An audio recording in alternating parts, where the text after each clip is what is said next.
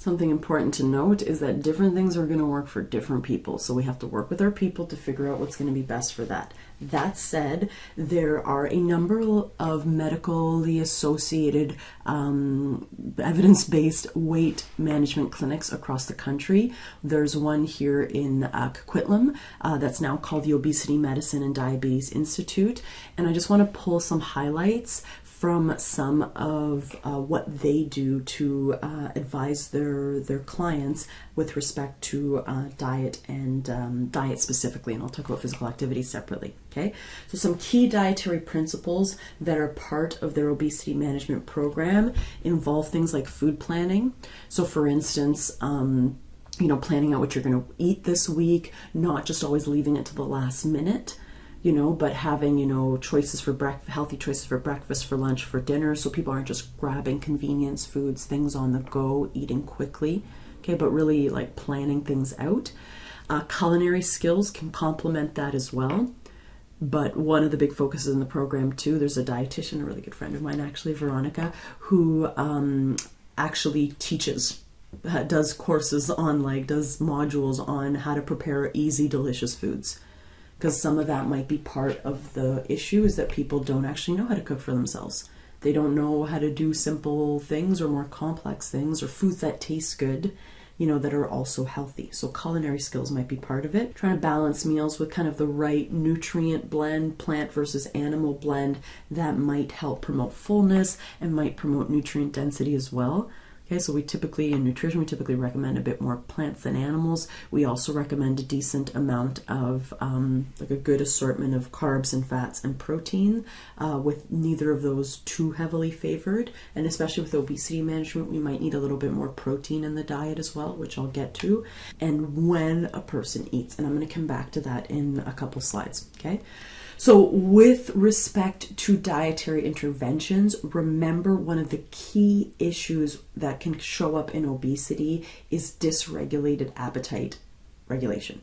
Okay? Both homeostatic and non-homeostatic appetite might shift a person's energy intake towards excess. So one of the key tenets of obesity management with respect to diet is promoting satiety. So what kind of foods promote satiety? This is a big thing that I focus on for myself, actually, as someone that's always hungry. So foods that are higher in protein are more likely to promote satiety. Foods that are lower on the on the glycemic index. So if you remember the glycemic index, this is a relative ranking of foods and how much they spike blood sugar. Okay, so refined carbohydrates tend to be higher on the glycemic index, whereas fiber-rich foods like kidney beans, like bran, like thick whole grains, those tend to be lower on the glycemic index. And another added benefits of eating foods lower on the glycemic index is that this might be helpful for preventing diabetes or managing diabetes as well. Another key dietary principle for satiety is high volume. So we didn't really talk about this, but one of the things that causes someone to feel full is stretch in the stomach specifically. Okay, so higher volume foods might promote more stomach stretch, promoting some of those signals to come back to the hypothalamus, telling it that it's full. Okay, so what I mean by high volume foods, think salads, think soups, think like a lot of size for your caloric buck, okay? And also a key dietary principle is timing of eating as well. So what is sometimes seen is that individuals with obesity, we might see them consume a lot less at breakfast and a lot more at dinner and after dinner as well. And a lot of individuals, especially if someone has a binge eating disorder or they have night eating syndrome, they might eat, like I said, a lot at dinner and after dinner and eat a really small breakfast. And this promotes this kind of pattern of eating or size of meals, okay? Ideally, or what might help, but again, it depends on the individual, is shifting the timing of nutrient and energy intake to favor consuming more at breakfast. Okay, consuming more at breakfast might help to lower hunger and stabilize blood sugar throughout the day, okay, as long as they're still eating throughout the day. And this might help individuals eat less at night, but it really kind of depends. And some people just aren't hungry in the morning. If someone's not hungry in the morning, we're not going to force them to eat more in the morning. And that's why something kind of like this might help, some sort of hybrid model where they're eating more consecutively through the day and maybe a PM snack to help tide them over to dinner. But again, it's about figuring out what's going to work for that person. That said, this is one that we often see in obesity, and shifting it more towards a consistent pattern of nutrient intake timing, or one that is kind of an inverse pyramid where we're consuming more over breakfast, that might be helpful. But again, it's a trial and error thing, and it's about figuring out what's going to work for that individual. Now, when it comes to exercise, which exercise is best for weight management? The type of exercise that a person likes and that they're going to consistently do. So I like to say in my health classes and my nutrition class that when it comes to exercise, find activities you enjoy and people you enjoy doing it with, or a style that you enjoy doing it in. Okay? There is no perfect form of exercise, but when it comes to obesity management, it's usually the one that's most relevant for that person. Okay? That said, exercise for weight management, it's okay. Yes, it does increase basal metabolic rate. Yes, it can improve a number of psychological factors. Yeah, it actually can improve signaling in the prefrontal cortex, which can help with appetite management. Maybe. So there's lots of benefits of exercise, plus it's just good for overall health. But when it comes to a fat loss strategy, it's okay.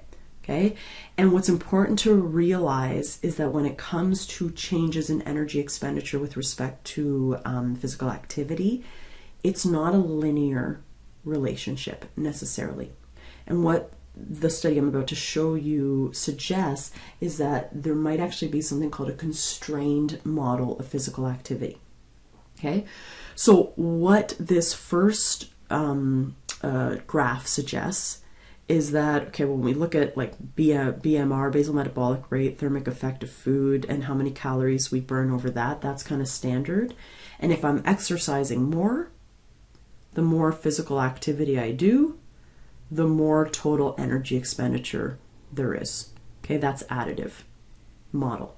However, and I'll provide some data to support this, what we might actually find with physical activity is more of a constrained model. So at higher levels of physical activity, this is the same here versus here, okay? You're not seeing this additive effect because other areas might actually decrease. For instance, and we see this in individuals with obesity that have lost weight, people's basal metabolic rates can go down to accommodate those higher levels of exercise. So you would think that the more we exercise, the more calories we burn, but not necessarily.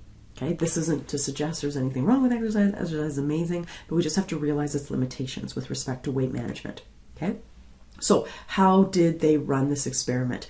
Okay, so they looked at total energy expenditure at low activity, okay, and compared to higher activity. And what they found, like we said, is it tends to plateau. It's not linear. We see a bit of a plateau with the energy expending effects of physical activity, which like actually goes against that theory of just like calories in versus calories out.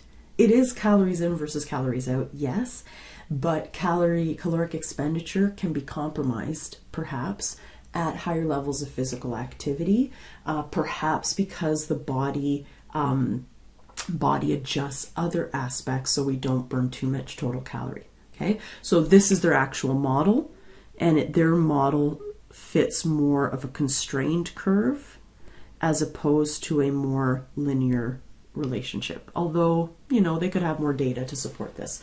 Okay, so again, showing that at lower levels of physical activity there's more of a linear relationship between physical activity and energy expenditure, but that can become perhaps constrained at higher levels. Why? Compensatory changes in energy expended on other activities apparently negated the additive effect of additional physical activity. Okay, so there's something, that other, maybe walking around during the day, those others there was less energy expended on those according to the model that they had. Okay, again, showing that it takes a lot of physical activity and more isn't always better with respect to weight loss. Okay, so I'm not saying it's not important for weight loss and weight management. Okay, what I'm suggesting is total calories burned does not necessarily increase linearly with increased physical activity, especially above a particular threshold. There might be some sort of body adaptation that's driving this. Okay, that said, very pro exercise. I'm very pro exercise, and the science does show that the kind of best approach to weight management is some sort of combined caloric deficit plus due to food plus an increase in energy expenditure due to physical activity. And it probably has more, with respect to physical activity, it probably goes beyond energy expenditure, okay, as far as why that can help to promote a healthier weight. So that two-pronged approach, caloric deficit plus increased physical activity, is what we recommend. And we have to realize the limitations of physical activity, especially since some people actually have limitations that negatively impact their ability to be physically active, which again suggests that we need to work with our people and we have to reframe the reality of their expectations and the reality of what's actually possible, and ideally reframe what they see as an ideal weight and what's an ideal body size. What is their best weight?